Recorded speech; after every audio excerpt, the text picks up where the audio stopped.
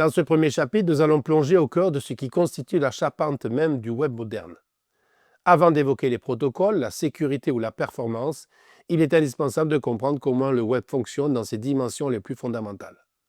Derrière chaque page que vous consultez, chaque image que vous chargez ou chaque interaction sur un site, se cache une infrastructure composée de serveurs, de clients, de connexions et de règles de communication.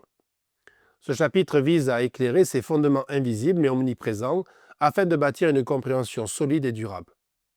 Commençons par une clarification souvent nécessaire. Le web n'est pas Internet.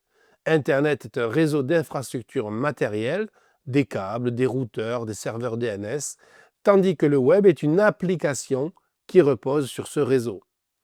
Il s'agit d'un système structuré par des documents interconnectés, appelés pages web, accessibles via un navigateur.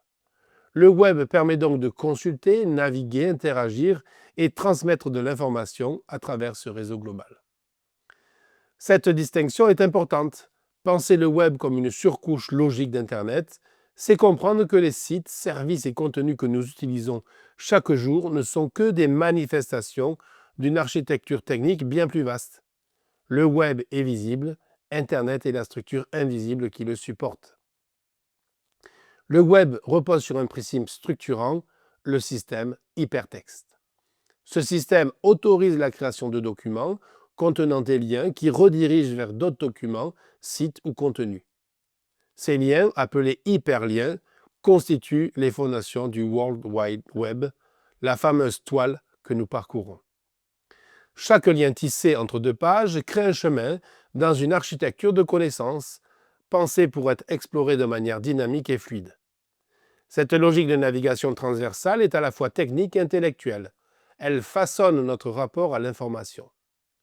Mais pour que cette navigation soit possible, il faut une architecture de communication efficace, le modèle client-serveur. Ce modèle est fondamental. Il décrit une organisation dans laquelle deux entités dialoguent. D'un côté, le client, celui qui initie la requête, par exemple un navigateur web, et de l'autre, un serveur qui reçoit la requête, la traite, puis envoie une réponse. Ce schéma est simple en apparence, mais sa mise en œuvre repose sur de nombreux éléments techniques. Le client est un logiciel qui agit au nom de l'utilisateur. Il formule des requêtes, attend des réponses et affiche des contenus. Cela peut être un navigateur web, une application mobile ou même un programme automatisé. Le serveur, quant à lui, héberge les contenus, exécute des traitements, gère des bases de données et assure la sécurité. Il attend passivement qu'un client initie une communication. Chaque interaction sur le web commence donc par une requête envoyée par le client. Cette requête est adressée à un serveur identifié par une adresse IP. Les serveurs examinent la demande, exécutent les instructions associées, puis renvoient une réponse structurée. Ce dialogue qui permet d'afficher une page, de jouer une vidéo ou de remplir un formulaire en ligne. Les échanges entre clients et serveurs obéissent à des règles strictes définies dans des protocoles de communication. Ces protocoles permettent une compréhension mutuelle entre les deux entités, malgré les différences d'origine, de langage ou de configuration. Le plus célèbre d'entre eux est le protocole HTTP, qui sera étudié dans un prochain chapitre. Mais il est bon de savoir que sans ces conventions, aucune communication fiable ne serait possible. L'architecture client-serveur ne se limite pas à l'échange d'un document. Elle implique une logique d'organisation des rôles et des responsabilités. Le client gère l'interface utilisateur, tandis que le serveur concentre les traitements, la logique métier et l'accès aux données. Cette séparation permet une évolutivité, une répartition de charges et une sécurité accrue. Les serveurs peuvent être mis à jour, protégés ou optimisés sans impacter directement l'interface visible côté client. Les serveurs ne sont pas monolithiques, on distingue plusieurs types selon leurs fonctions. Il existe des serveurs web qui diffusent des documents HTML, des serveurs de base de données qui stockent des informations structurées ou des serveurs applicatifs capables d'exécuter des logiques complexes comme des calculs, des vérifications ou des automatisations.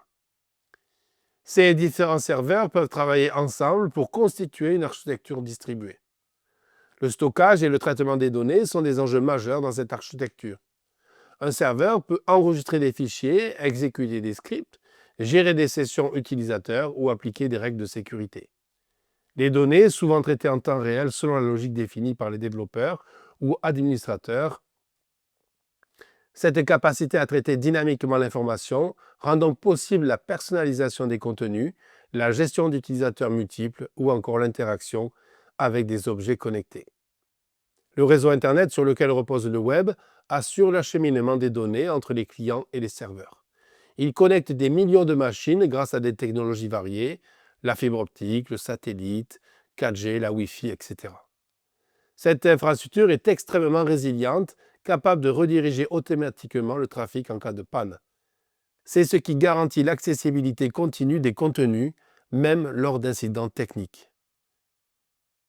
Comprendre les bases du web, ce n'est pas apprendre par cœur des sigles ou des schémas, c'est développer une grille de lecture, une capacité à observer, interpréter et à analyser des situations techniques.